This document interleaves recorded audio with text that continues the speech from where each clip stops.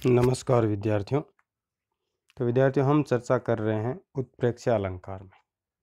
उत्प्रेक्षा अलंकार के 3 भेद होते हैं, जिनका हमने पिछले वीडियो में विस्तृत वर्णन भी किया था, उनके उदाहरणों को समझा।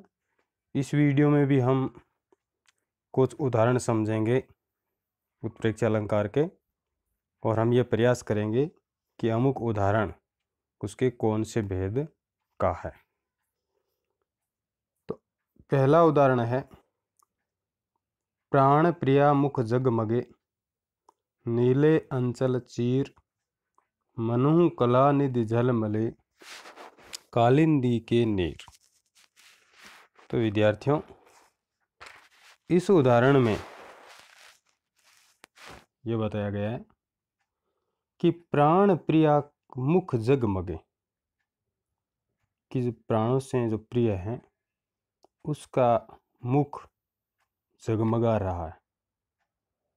नीले अंचल चीर, और उसका जो अंचल का जो वस्त्र है वो भी नीले रंग का है। मनोहु कलानिधि झलमले, मानो कलानिधि झिलमिला रही हो। कालिंदी के नीर, कालिंदी यानी यमुना नदी के पानी। तो इसमें जैसे स्पष्टीकरण किया हुआ है कि मुख में कलानिधि की और नीले अंचल चीर में कालिंदी के नीर की संभावना की गई। समझ में आ गया होगा, फिर भी मैं स्पष्ट कर देता हूँ कि ऊपर वाली पंक्ति है ना, कि प्राण प्रिया मुख जगमगे, कि प्राण प्रिय है ना, उसका मुख जगमग रहा है, उसका मुख है वो सुशोभित हो रहा है। किसकी तरह? उसमें किसकी संभावना की है? कला निधि झलमिले। जिस तरह से कला निधि झिलमिलाती है, उसी तरह से प्राण प्रिया का मुख है वो जगमगा रहा है।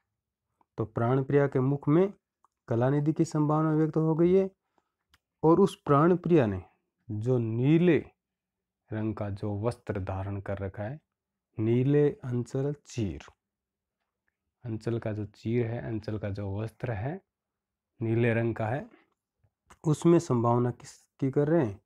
कालिंदी के नीर। उस वस्त्र को देख करके ऐसा लग रहा है जैसे यमुना नदी का पानी। यमुना नदी का पानी भी नीले रंग का, जिस तरह से यमुना नदी के पानी का रंग, वैसा ही संभावना उस प्राण प्रिया ने जो नीले रंग का जो आंचल या नीले रंग के जो वस्त्र धारण कर रखे, उसमें वैसी संभावना व्यक्त की गई है। इसी तरह से अगला उदाहरण है, उन्नत हिमालय से धवल, यह सुर सरियों टूटती, मानो पयोदर से धरा के दुग्ध धारा छूटती। तो इसमें भी क्या बताया? उन्नत हिमालय से, उन्नत का अर्थ होता है उठा हुआ, कि उन्नत हिमालय है, उससे सफेद सुरसरी नदी इस तरह से निकल रही है, मानो पयोधर के धरा, पयोधर से धरा के दुग्ध धारा छूटती। मानो पयोधर की धारा है, उसमें से दूध की धाराएं निकल रही है। तो इसमें भी देखो, हिमालय में किसकी संभावना व्यक्त की है? पयोधर की। और हिमालय से जो सुरसरी निकल रही है, उससे देख करके उसमें दूध की धारा की सी संभावना व्यक्त कर दी है। हिमालय ऊंचा उठा हुआ है, उन्हें देख करके ऐसा लग रहा है मानो ये पयोधर हो, अर्थात ये बादल हो। पयोधर का अर्थ बादल भी होता है, ठीक है।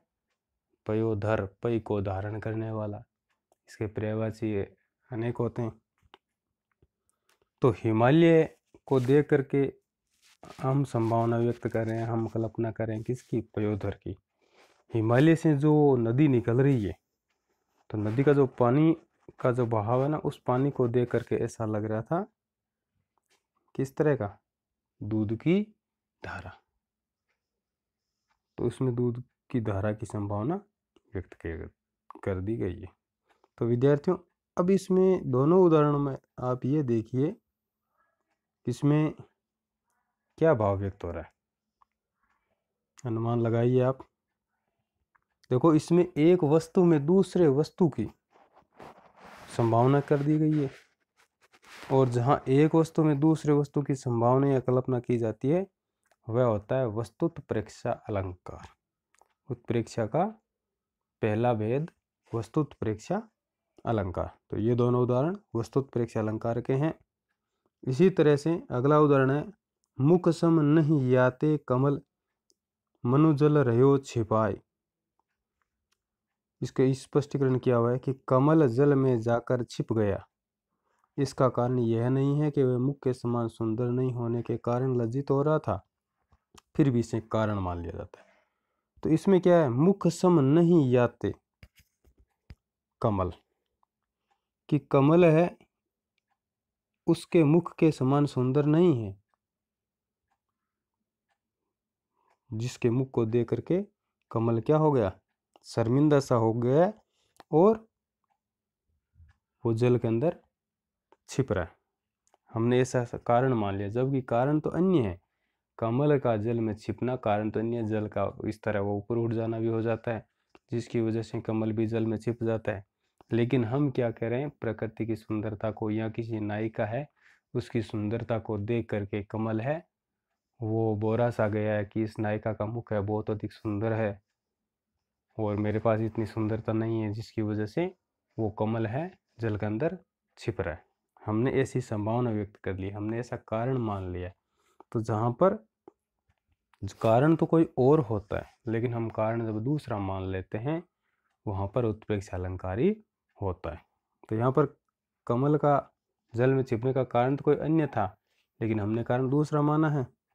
इसी तरह से विरह है आगी सुर जरी कांपा मानहु रात दिवस जरे ओही तापा। तो इसमें स्पष्टीकरण किया हुआ है कि नायिका की विरह अग्नि से मानो सूरज दिन और रात जलता रहता है और कांपता रहता है। यहाँ सृष्टि को विरह अग्नि में जलता दिखाया गया।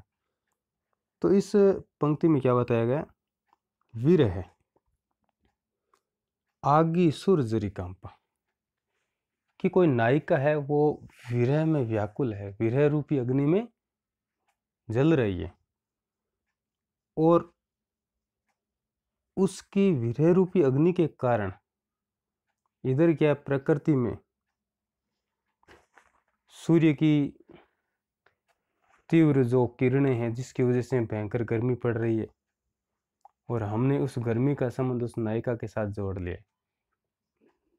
जो गर्मी पड़ रही है उसका कारण तो हो गया वह सूर्य का तीव्रता से तपना, लेकिन हमने उसका कारण क्या माना है कि कोई नायिका है वो विरह रूपी अग्नि में तप रही है, और उसकी तपन से सूर्य भी क्या हो गया, तप गया, और सूर्य के तपने से ये प्रकृति पूरी तप रही है। ऐसा थोड़ी हो सकता है कि कोई आदमी या कोई नायिका विरह अग्नि में जल रहा है, वो विरह में व्याकुल है और उसके विरह से प्रकृति के कोई अन्य तत्व प्रभावित हो, ऐसा नहीं होता। तो यहाँ पर है क्या कि सूर्य तो अपने स्वाभाविक रूप से ही गर्मी फैला रहा है, लेकिन हमने उसका कारण क्या मान लिया कि कोई नायिका विरह में जल रही है और उसके जलने से सूर्य भी अपनी तीव्र किरणें फैला रहा है।